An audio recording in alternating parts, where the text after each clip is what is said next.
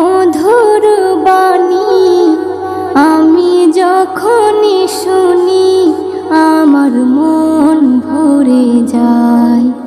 কোরআন মধুর বাণী আমি যখনই শুনি আমার মন ভরে যায়।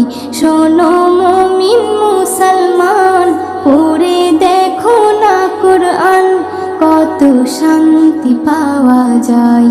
কোরআন মধুর বাণী